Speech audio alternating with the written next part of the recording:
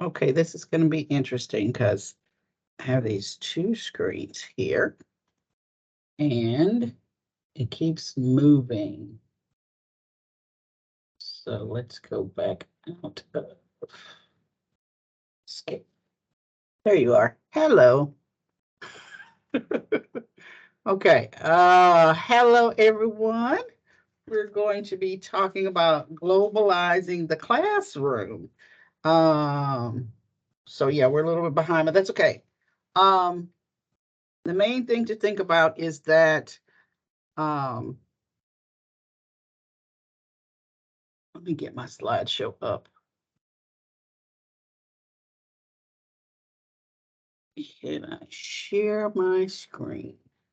Or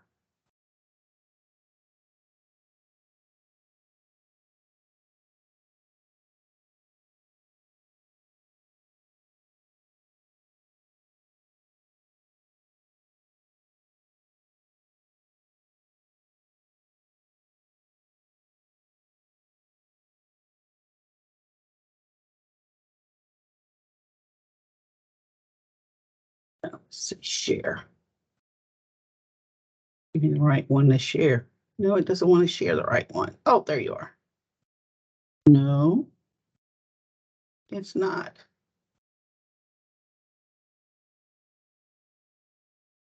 Okay, technical difficulties. They didn't have this issue the other day when I was testing it in slideshow. Let's see what happens if I share my screen. What's going to actually show up for you? How about that? Okay, what are you seeing? Globalizing the classroom. But it's the full thing. It's not just the slideshow, right?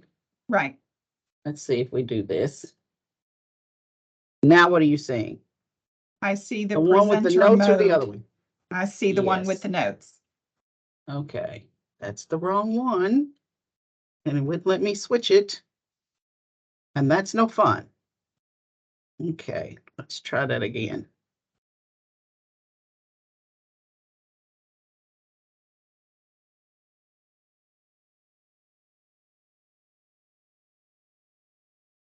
I can't believe this is happening.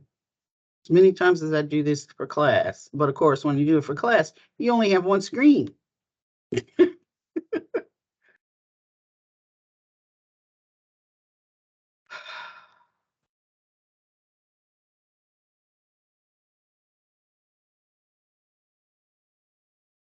Well, we're just going to show it with this because I can't figure out why it's doing it. All right, let's get started. Okay.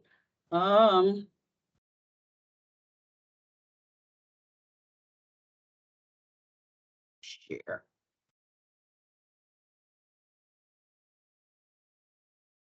Okay, so you're going to get to see my fun stuff, huh? That's okay. See you. There you are. Okay. So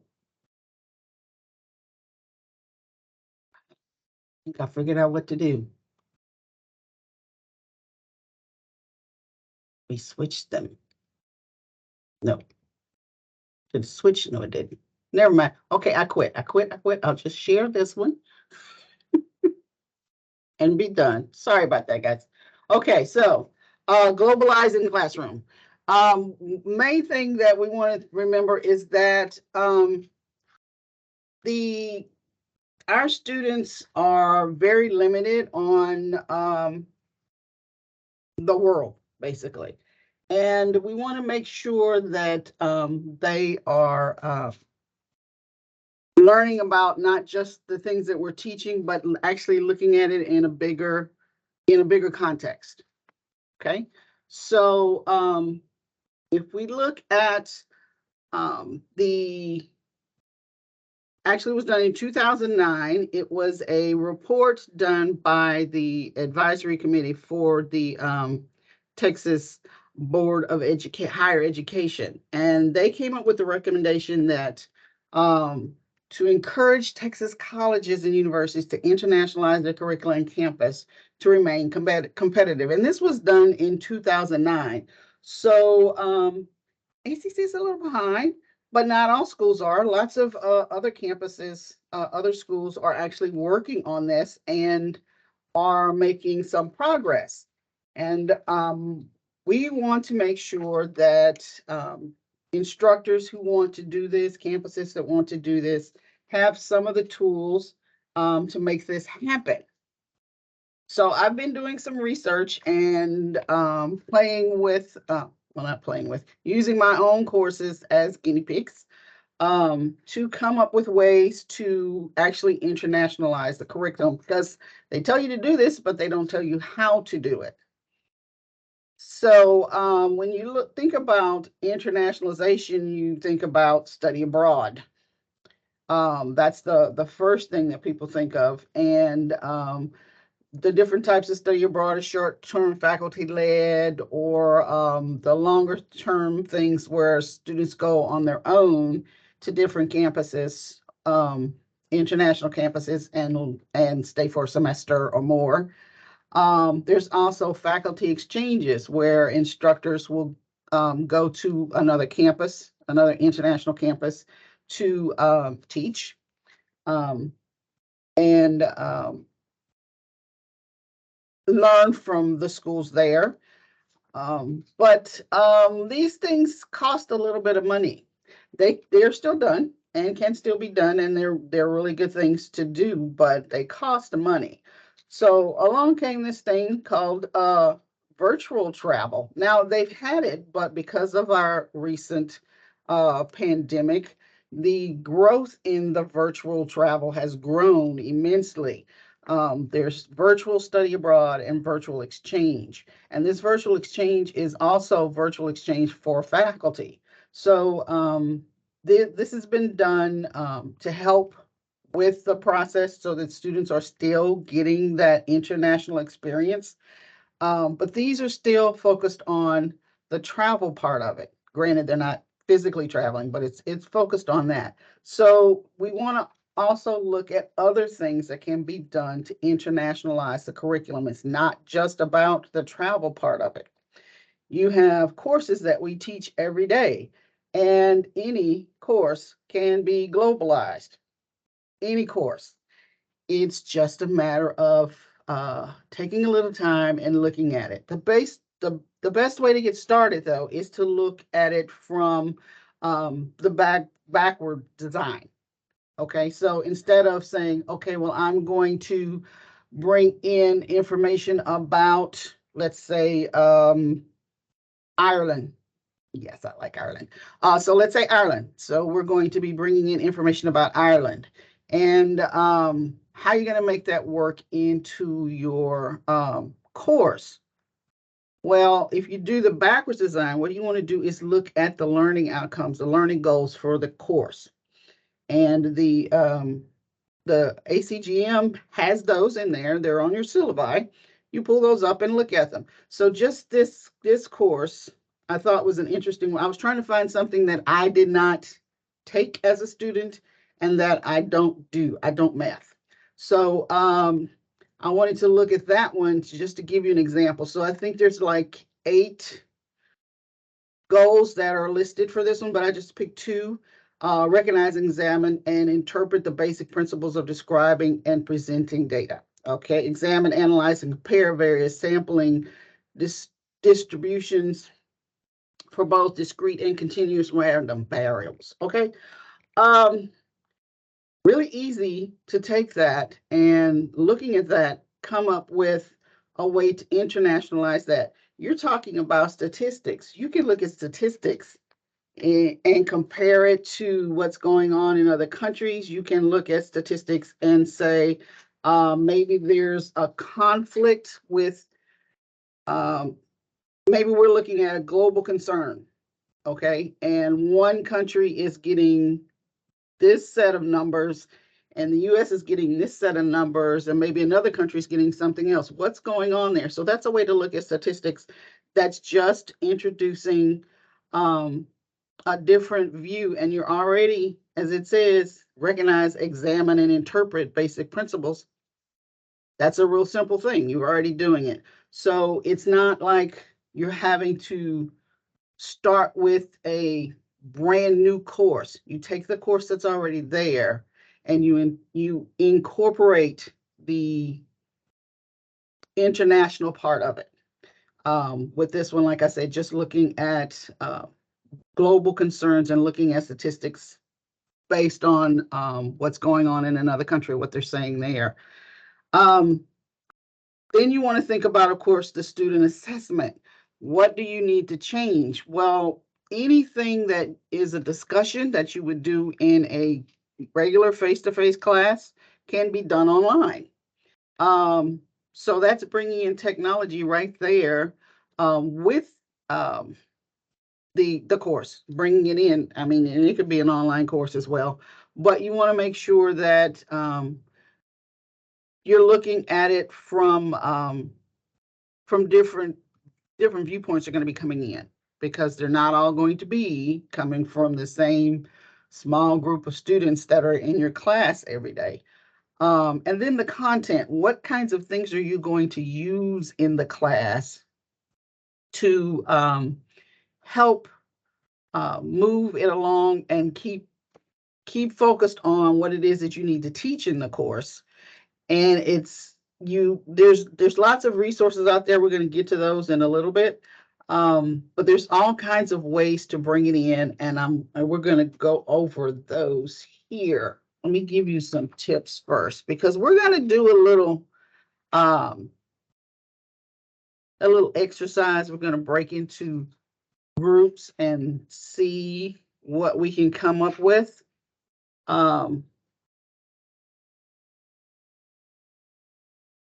Where's my button? There we go. All right, so things to do. Infuse global content. And you want to take this all through. So courses that are easy to internationalize, obviously, would be things like humanities, easy. But there's also other courses. Welding can be internationalized, believe it or not, because you have standards in the US, you have standards in other countries. So you can compare those. There's regulations, there's different materials that are being used in different places. There's different safety regulations. All these things can be looked at in a course that would just be a regular welding course. When you're looking at the research that you have to do for the course. Now, granted, most of the welding courses where you're actually learning to weld, but there's other courses that you would have to take. So that's still a way to internationalize that course. Incorporate diverse viewpoints. Well, obviously, you don't want everything to just be a US viewpoint. You want to, if students are having to do research, it's really easy to find international source research for that. The TechShare databases that we have, you can use that to limit where the source is coming from. There's online databases. There's websites for different organizations that would be international organizations, and they will have, not all of them, but most of them have, say it's in France, they will have on the website a little button up there with a little flag that will switch it over to English from French so that you can look at the information on the website. So that's there. Other links, link to the culture's geography. Now, I put this one in, and this came from being in the class, teaching students and trying to use international sources. Including other cultures, geography is important, because you'd be surprised how many of our students don't know where these countries are, and in relation to where they are right now. Some aren't clear on where other states are. So, it's important for them to know these things. And it gives them a different perspective, especially when they say, okay, so this country will fit into Rhode Island. That this country is so small, it's smaller than, or it's the country itself is smaller than the state of Texas.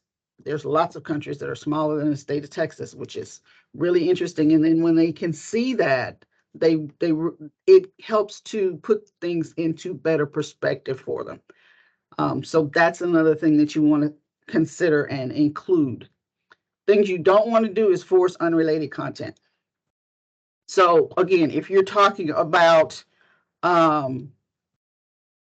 let's say you're doing business writing, because I think you brought that up earlier in the first session there, Leanne, business writing. You can compare business writing in other countries to the US. You can look at the international perspective of what is acceptable in business writing and what isn't in different countries.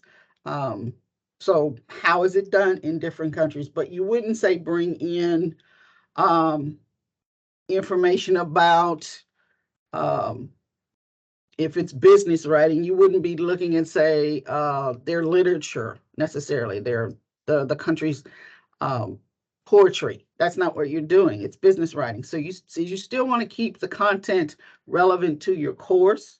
You just want to pull in information and about that country um, to help again internationalize what's going on. You want to reach across the world, basically, and bring in things for your students so that they can see that it's not just us, it's not just so or just them. Okay, it helps to open up their eyes a little bit. All right, so do we have any questions or any concerns before we get started? And I can't see them, so Leanne, you're gonna have to let me know what's up there.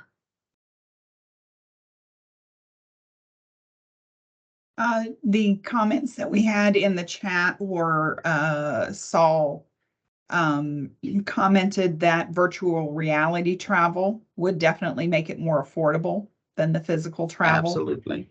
Because money is the main issue. So that was the main comment in the chat. Yes, absolutely. I'm going to give you some sources here at the end, but definitely using these virtual programs, the virtual travel, the virtual exchange, these will definitely be less expensive than an actual exchange, a student exchange or a faculty exchange.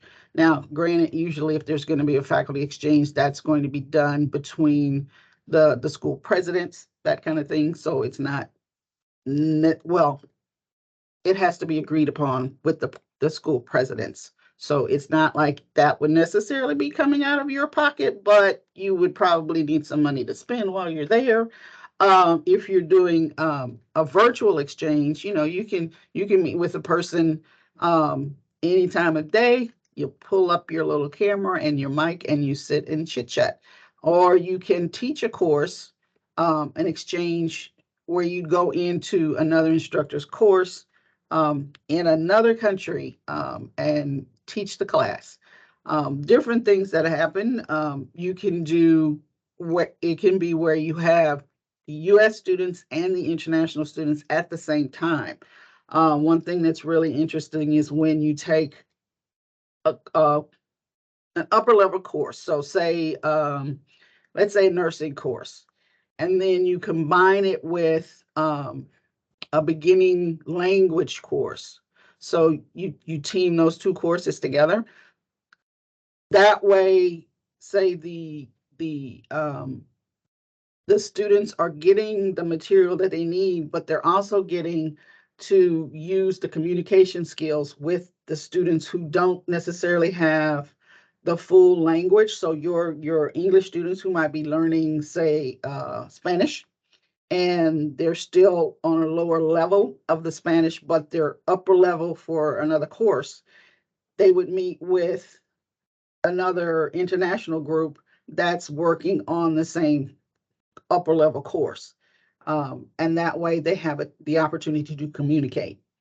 It's a really, there's really interesting different ways to do this. There's just all kinds of ways. I have not found all of them yet. I've been searching and looking for different ways to make this happen. um, and to see what works with different courses, so that we can make it easier for instructors as they decide to do this, because this is it benefits the instructor as well. Not only are you teaching a course, you're learning about another culture. It's an interesting thing to do, especially if it's a culture that you don't know anything about or very little about. It's actually an interesting way for an instructor to approach the course. So let's say you're teaching oh, give me one. A history class. Now, hopefully, in the history class, you already know the information about the other country that you're teaching. But let's say you're teaching a Texas history course, and your history has been basically all US, Texas, that kind of thing. That's the stuff that you focused on. Yes, you're going to have the other courses about, Europe. Everybody does that, but you didn't really focus that. Your degree was focused in the US. Okay. So you're looking at immigration into Texas or into the US. Well, the thing that you can also do is look at immigration with an E. These people are coming from somewhere, they're leaving somewhere. Yes, they're coming to, but they're also leaving. So you could bring in a study of that because it is still connected. Okay, does that make sense? Somebody got to give me a thumbs up. All right. So I got a thumbs up. Yay.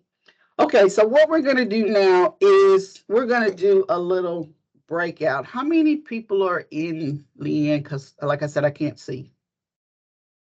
We have a total of 10, but that includes you and I. Okay. We're going to do 2 breakout rooms, I think. Okay. So what we're going to do is in your groups, you're going to discuss in your groups, because I want us to get as much feedback on this as possible. Different groups might come up with different things, and that's why I wanted to split us up to do this.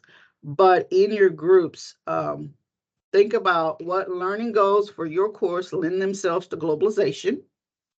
Okay, so you're looking at your learning outcomes. What goals are there that lend themselves to globalization? Are there things that are already there that make it really easy to add it? Where can you broaden a topic to encompass a related global issue? So if there's not anything you can think of right off the top of your head that's in your learning outcomes, then think about a topic that you have in your course that you could then broaden to a global problem. So if, say, you're looking at, well, no, I'm going to let you do that in your group. I don't want to give you a hint. So what we're going to do is take about, you said it's 10, so I think we can go through it really quickly then. Let's say we take about 7 or 8 minutes, maybe. Does that sound good, Leanne? It does. Okay. So Leanne's going to break us into groups, and it's going to automatically send you to the group. If it doesn't automatically send you, a little button will pop up and it says join group or join breakout, something like that. And you hit that button, it'll take you to the group that you're going to be in. But Teams is going to separate us by itself. So it's not like we're putting different people together. So if you're all in one department, that's going to be funny. But I hope it doesn't do that. So let's see what happens. And again, what are the learning goals that you can lend themselves to globalization, and what topic that you're already teaching can you make it relate to something global? Okay, so I'm going to put you in groups, and then it will, at the end of 7 or 8 minutes, it's going to automatically pull you back. Is that how it worked when we tested this? Mm-hmm.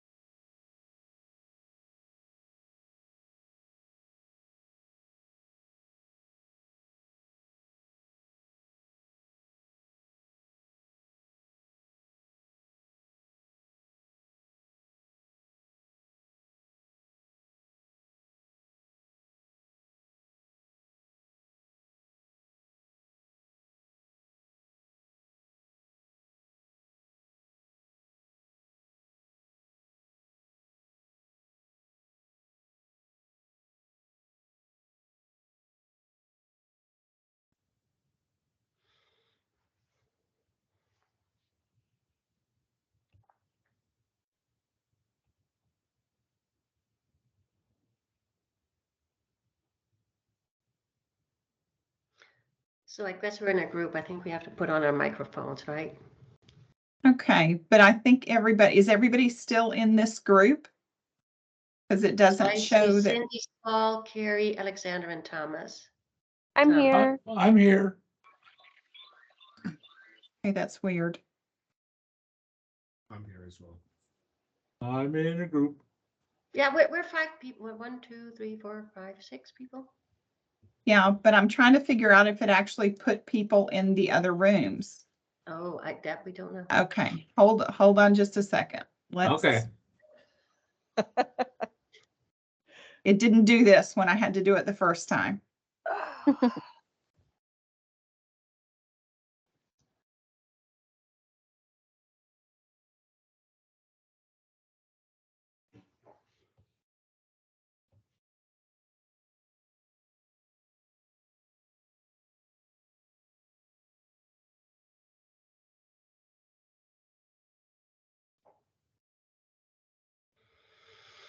It just is spinning on my side.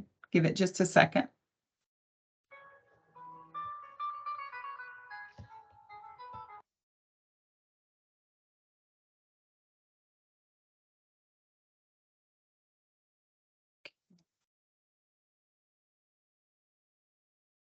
Indeed.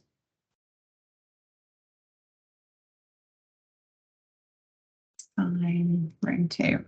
Okay, I think it's fixing to assign y'all to a room here.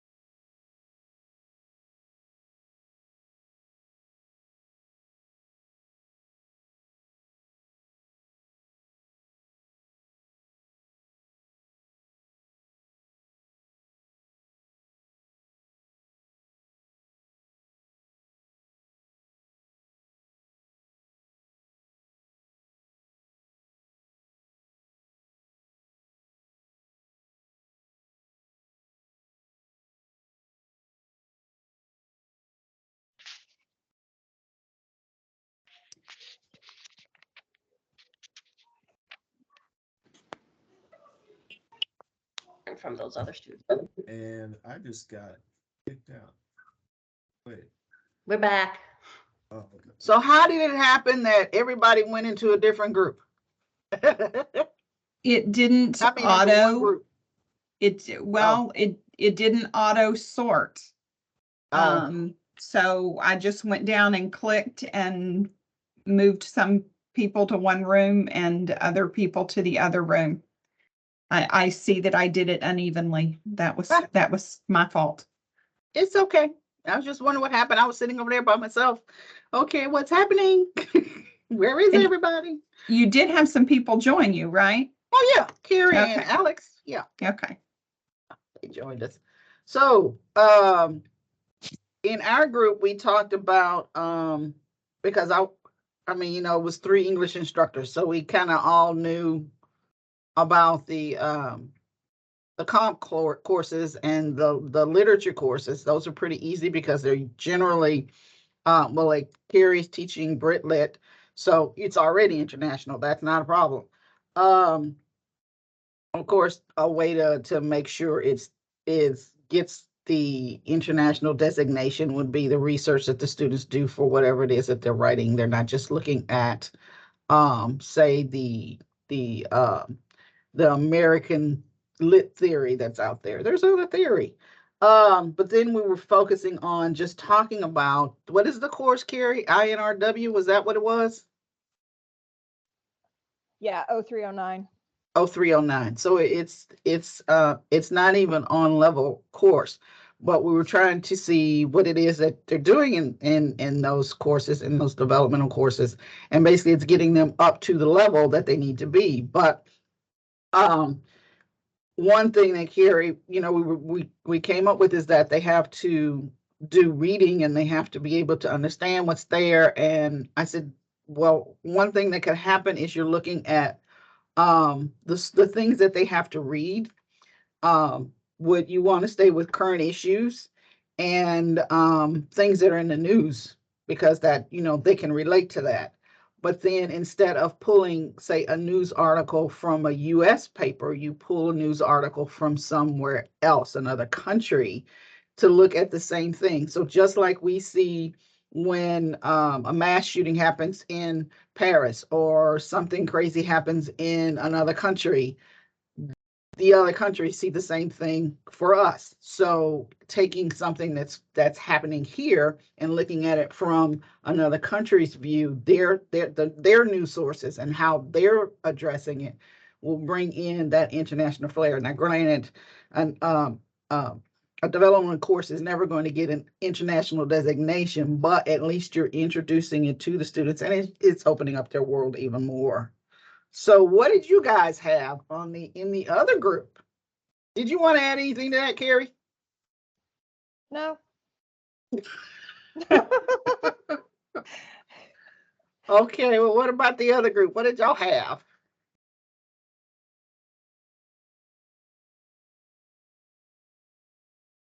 I think Saul did do a clarification of international designation, but I think Mhm. for math, it is still very unclear how we could do that. I think I would have to really research that. Because Yeah. it is very international. It is just the way it is structured or things are called or organized that is different. But one thing that I noticed in my class, I have 2 exchange students. Oh, So okay. So this is, I know that my niece had to do an exchange program. They have to do it. They have to do their last semester somewhere abroad. So she came to the US. So I have 2 of these students now in my class as well. So I probably would need to figure out what to do to get an international designation. So thank you, Saul. And yeah, thank you, Charlie. I think we're still way behind in that. Yes, we are. Like I said, that recommendation was in 2009, and this is 23. So we are definitely behind. We need to get that taken care of. Which is why Nadia recommended that I do this presentation, because it gets it out there for more people to see it than just the International Studies Committee. We can, and we're getting other ideas coming in, which is a good thing. So let's then Are we on time? Oh, we're good. Let's then look at some outcomes of the internationaling or globalizing of the curriculum. So for students, wait, I'm not sharing my screen. Dang it. Okay, let's do that again. Okay, can you see it? Yes, ma'am. Okay, so the outcomes for the students, they gain intercultural competency. They're able to actually understand and respect other cultures and all with all types of barriers. They can start beginning to understand that intercultural competency is really important. Um, Civic responsibility, because a lot of the time we can bring in things that are civic minded as far as the assignments or the way we look at the information. The regional, national, and global communities, they are going to be able to um, communicate, to understand, to connect with um, other than just right here at home. And that's important.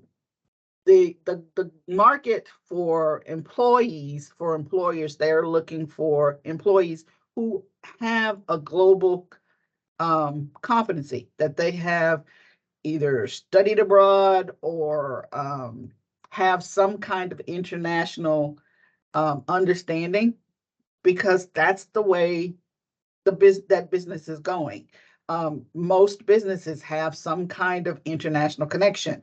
Now, granted, it could be a clothing company that's made in America, but they're going to have some kind of international connection in some kind of way, and you want to be able to connect with that. They want to have, even if it's someone who's doing their social media, needs to know how to connect with an international audience. So all of this is important for the students. They get that, and it makes them more marketable, which is one of the things, like we were told in our opening, that one of the things that the community colleges do is get students ready to go into the job market, and we want to make sure we do that for them. As far as the college, it increases the college's standing.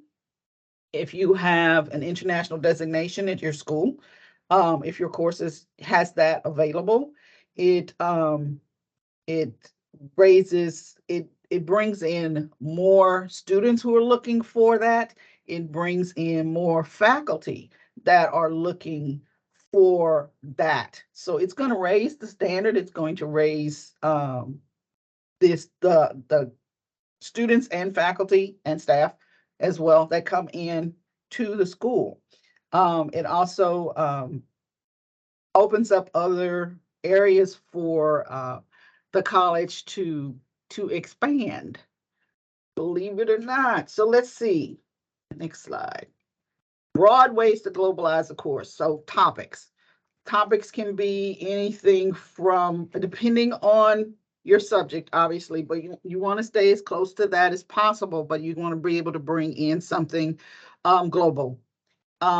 Assignments, they can be things such as discussions or their research. If they have to do a research assignment, make sure that some of the sources that they have to include are international sources. That's a really easy thing to do. Now, is they going to bring in an international designation with just that? No, but it's still opening it up so that the students are getting used to this, and you are getting a chance to working toward internationalizing a course. And we're going to be getting together later after the International Studies Committee gets together and decides exactly what all goes into that, but we're working toward that. So just the assignments, think about how to bring in an international flair. And like I said, research is the easiest one.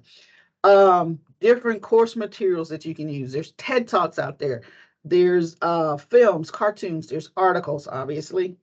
Children's books, believe it or not, are really good sources to internationalize or bring in a global perspective. And then basically the main thing is a perspective that's other than your own, or other than our own. So it's not us, it's us, the big us. So all of us. So think about,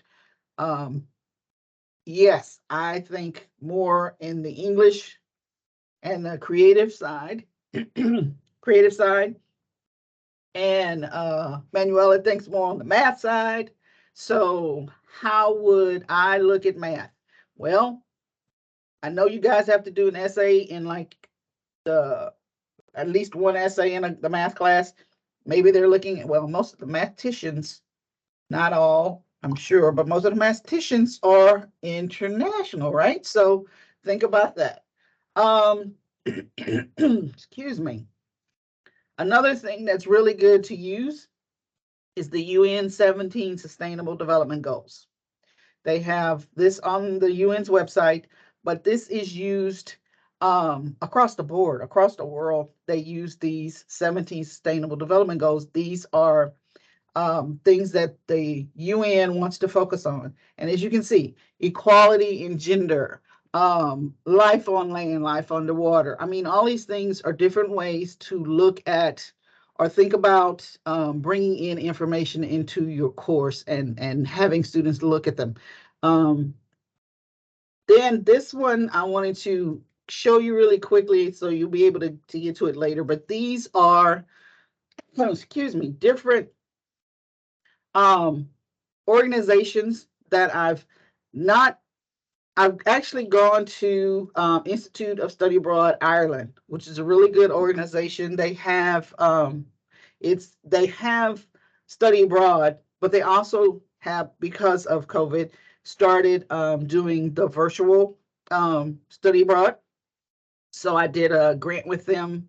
I think it was it was spring before last, I think. Anyway, when we first came back after COVID, and it was a really good platform. But they have things such as nursing. They look at, well, not nursing, healthcare. Let's put it like that, and uh, other topics. But NASFA is the International Educators Organization, and they have all kinds of information to help. CCID is really good, but I think that costs a little bit of money. COIL is something that's really interesting. I haven't actually tried this one yet, but basically it's a collaborative thing, and they help you connect with other courses so that you can do a connected course. FAAX, Franco-American, I can't wait to get to this one, is it basically what you do is you go in, you log in. Let's see if my screen will go there. Did I save it? Yes, I did. So Franco-American, it's academic exchanges, and you can go in and put in, you can look for things that are already been posted, or you can post something that you want a connection with someone else. So there's all kinds of different things out here. Grid Pals, it's done by Flipgrid, but basically it's the same kind of thing. You make connections through these platforms to other institutions, other instructors that are looking for a connection to someone in the US that's teaching the same kind of thing. So there's lots of stuff out there. There's just not enough hours in the day for me to get to all of them, but they are there, and I will, if you find something that you want to look at or want some assistance with, let me know.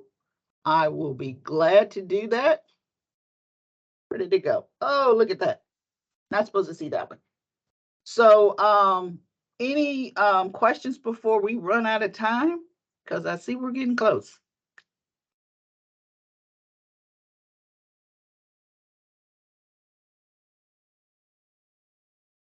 Charlie, I do have a question. So, Yes, ma'am. Tom and me, we kind of agreed, and I think Alan as well, but he's not here. He's teaching today. We kind of agreed to try to put some internationalization into the math curriculum. But I honestly have to say, I think this was very informative, so I really appreciate it. I really have to see how other people do math. I love the ideas you gave, but math is going to be challenging because it is kind of international. So I really, Right. do you know of any school that already is working with math curriculum and internationalization? I'm just looking online right now. There are a couple of books out there on the study, Mhm. but I haven't Yeah, really seen Lone anything Star, great. Lone Star has it. They're on my list of to do, and to look specifically at math, but I know that Lone Star has an international, program. So, Okay. they have, and I think they have I think all of their core classes, they have at least one internationalized course so that a student can get an international studies designation on their, diploma. So yeah, Okay. I'm sure, Yeah. yeah, so Lone Star is definitely the one. And, like I said, I'll be contacting them shortly to get everything caught up and see what I can find out. Okay. So if you talk to them, can I be with you? Can we just sit Absolutely. there? All right. I'd love that. Yes. Thank you. Anybody else while I'm making that note? Saul has his Me. hand up. Oh, I'm sorry, so I was making I a just want note. to say to the math department, my experience, because I do teach math in Spanish, believe it or not. And the reason we do it, obviously, they have to learn the numbers, but we teach them all the way to millions. And what we teach them about culture is that we use different measurements. Like in USA, you use miles. In Mexico and other Spanish-speaking countries, we use kilometers. In USA, we use inches. In Spanish-speaking countries, we use centimeters. Here, when you talk about, for example, a building, you talk about acres. Over there, they talk about, I forgot the name. I don't know in Spanish. They call them hectáreas in Spanish. So it's almost like a completely different world in math. But they have to learn about that part of the culture when it comes to the math measurements and the numbers. Mm-hmm. And that is my Thank you, experience with Saul. math. Thank you, Saul. I do appreciate that. That is awesome. Yes. Thank you.